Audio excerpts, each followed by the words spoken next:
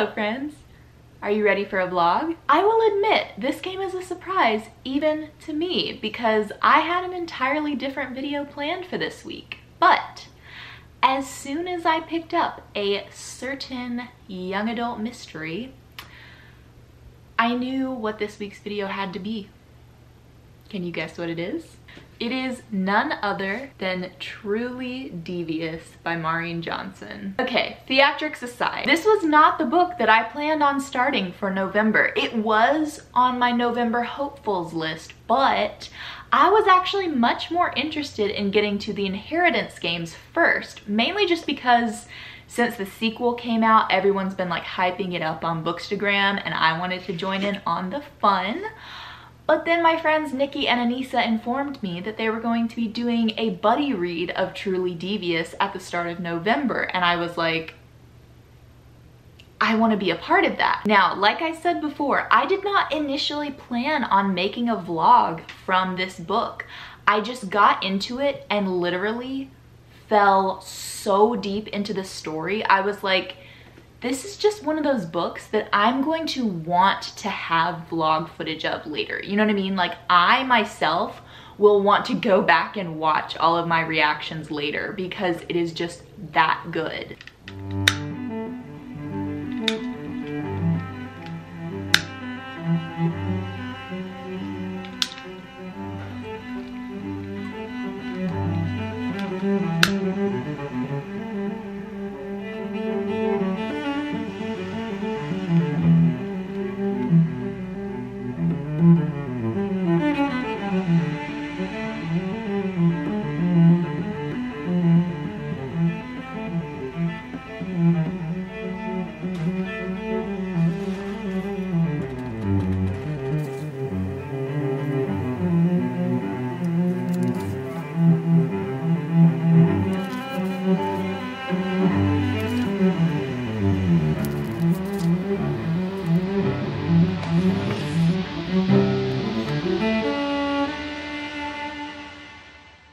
One of the things that this book does so well is all of the like neurodivergent members of the cast. And so I wanted to define that word for those of you who may not know, and just to make sure that I'm also working off of the correct definition. So I Googled it and it says neurodiversity refers to variation in the human brain regarding sociability, learning, attention, mood, and other mental functions in a non-pathological sense.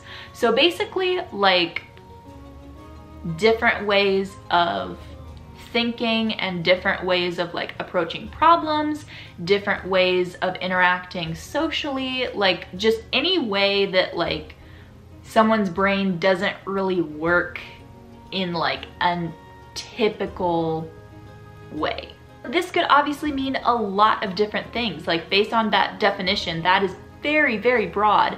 And again, Maureen Johnson does such a good job of like showing how broad this idea is and how many different types of neurodiversity there can be just in one group of people. And I think you could even argue she is making a claim about the connection between intelligence and neurodiversity. I mean, it's not like explicitly put in there, but I would say based on the number of these kids who are really, really smart and also have some sort of like neurodiversity going on, I would say she's arguing that there's a connection there. For example, Stevie has like clinically diagnosed anxiety and is like on medication for it.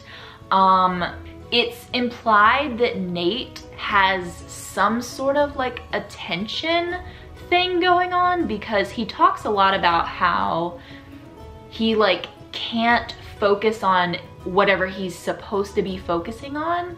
And so if you give him something else that he's not supposed to be focusing on, his brain automatically goes towards that. Or for example, Janelle makes a really big deal in the beginning of the story about having access to TV. And like at first that might seem like kind of strange and unrelated, but she explains that like that's part of her thought process and she has to have it on in the background in order for her to get anything done. Like she sits at the table and she solders and she builds her machines and she always has the TV on in the background. And so I love the fact that Maureen Johnson isn't necessarily like labeling these kids like, oh, this person has like this thing and this person has like this attention disorder. Like, no, she's just kind of throwing it in there as like, I don't know, I think to kind of normalize it in a way and just be like, yeah, these kids, like,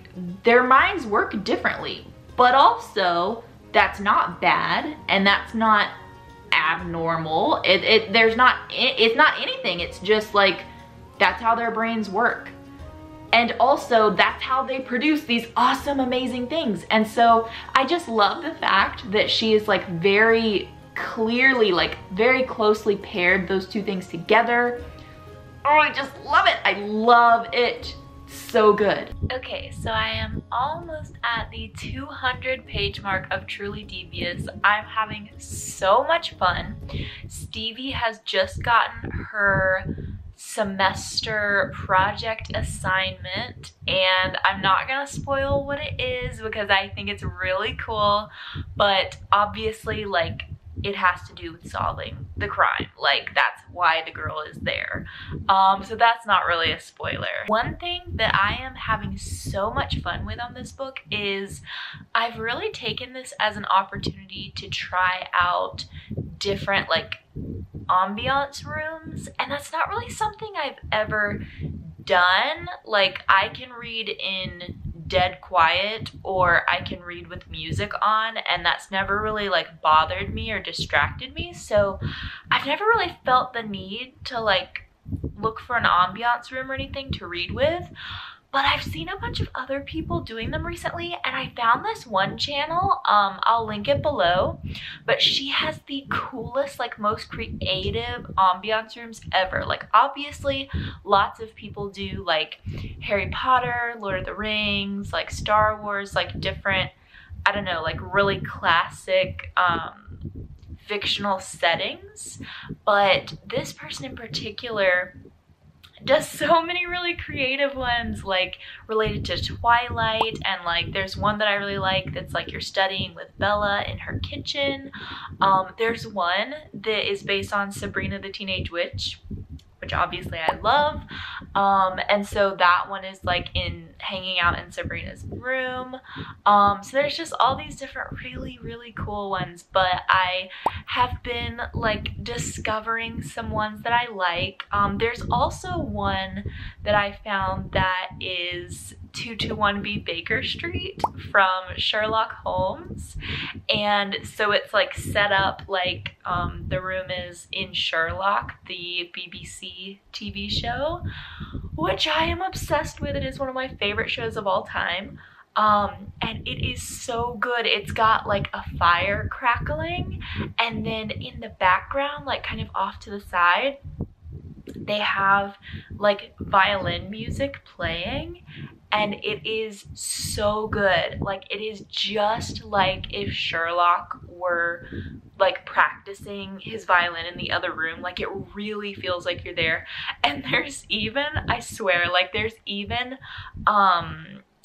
like periodically you'll hear this little sound in the background that kind of sounds like a person, and it took me a little while to figure it out, but I realized it is John sighing. Like it is his classic like exasperated with Sherlock sigh. Cracks me up every time. But anyway, so those are just a few ambiance rooms that I'm finding that I'm loving. Please let me know down below in the comments if you listen to ambiance rooms or not when you read, or like just in general. And if so, if you have any good recommendations for me, I will definitely take them. I would love to find some more. Okay, so today I'm going to be attempting to do a dark academia inspired makeup look. It's unclear how much of an emphasis Stevie Bell places on makeup, so I'm not really sure about her character, but in my mind, that's who we're channeling today.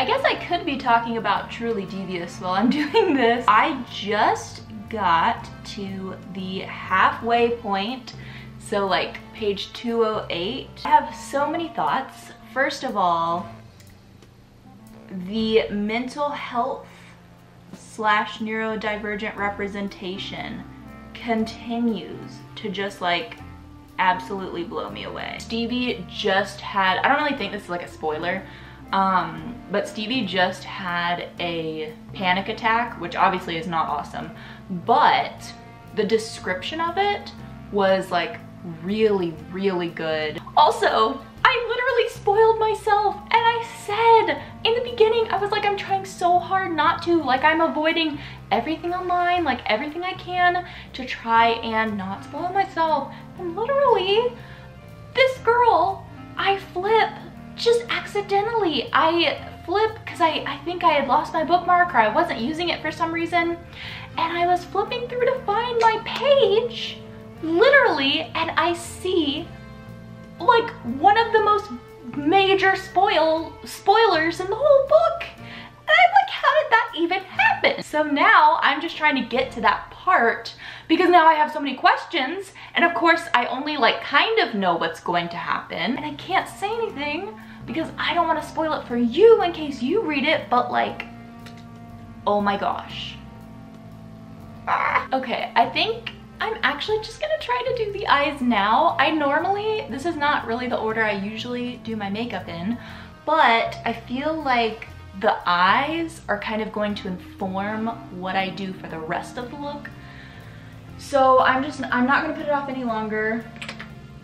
I'm just gonna go ahead and do it.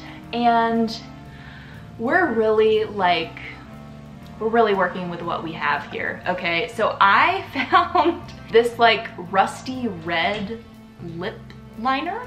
I'll kind of swatch it. I found it in an old makeup bag, and like I said, I never wear eyeshadow, so I didn't really have anything to work with, and I really wanted something as matte as possible, and like the only shadows I have are super glittery.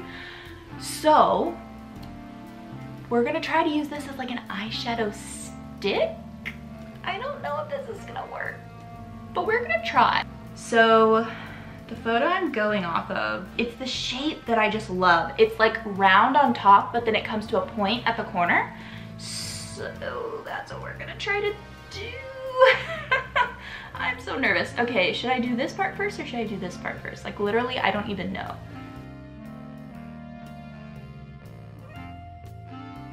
Oh wait, that totally worked. What the heck? That's actually a really great shape, I think. I don't know if you can see it. Hopefully you can.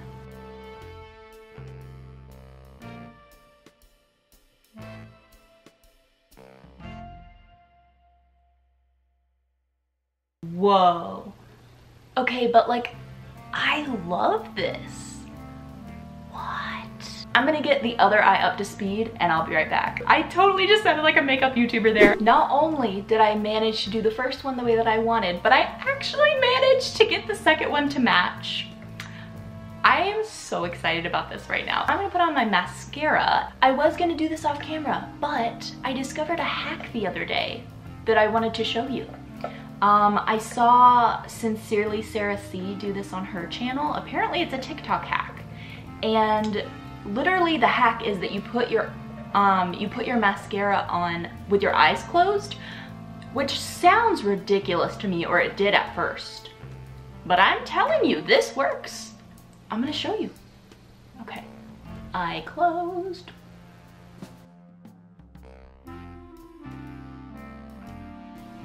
Look at that! Look at that! Oh my gosh! And I'm just gonna finish it up, but like, I don't know why this works. It's boggling my mind. I'm like, this makes no sense. Why does this affect it? Why does it matter if your eyes closed? Something else I never use is lip liner. So we'll see how this goes too. I'm gonna be using the same one, and we're just gonna go for it.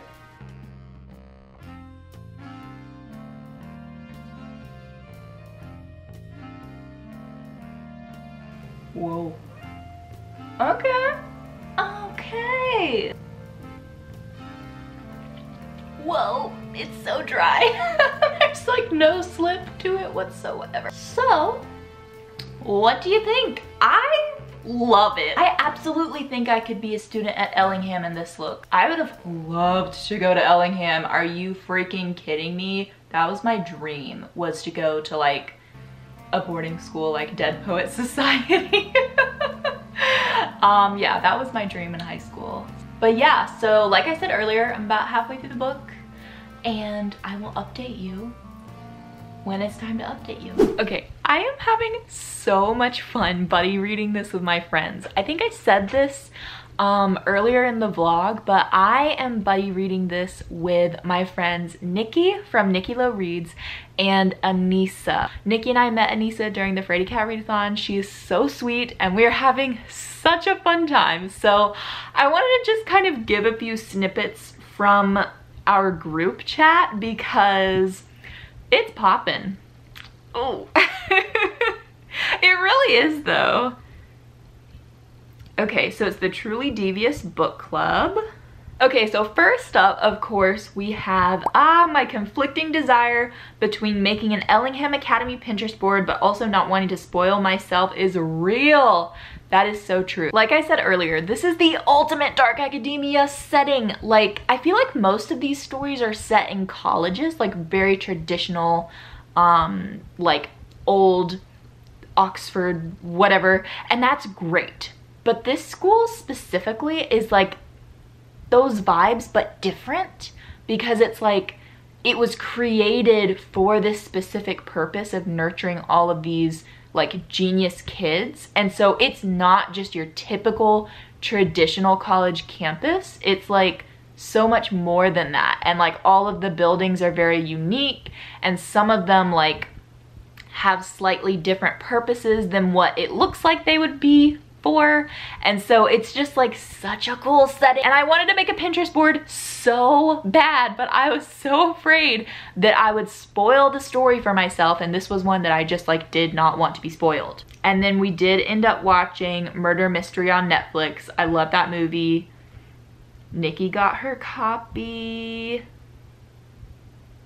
Oh yes, and we have been using the like secret disappearing ink feature on there to like hide our spoilers, and I love wiping it away. Like that's so so dorky, but I just love it. It's so fun.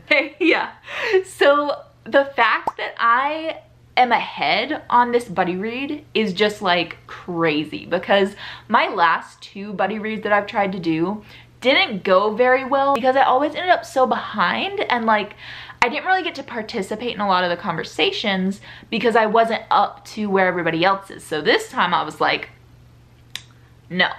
So I've tried really hard to stay ahead. That way I don't have as much of a chance of falling behind, and it's working. But man, I just like the fact that I am ahead in a buddy read is like crazy. Oh yeah, Nikki's talking about all of the like neurodiversity, which is awesome. These are just our reactions to the prologue, basically. Nikki thinks Hayes is, quote, a piece of poo. Final update, I have finished Truly Devious by Maureen Johnson, and despite the fact that I had a substantial head start going into this buddy read, I somehow still managed to finish it about a week after Nikki and Anissa, so that is on brand. Thankfully, they were very patient with me, but this was an amazing read. Needless to say, Nikki and Anissa and I will be reading the next book together as well. Thank you so much for watching. Let me know down below how your Thanksgiving was, and if there's any way I can be encouraging you or praying for you this week. Otherwise, I'll see you next time. Bye!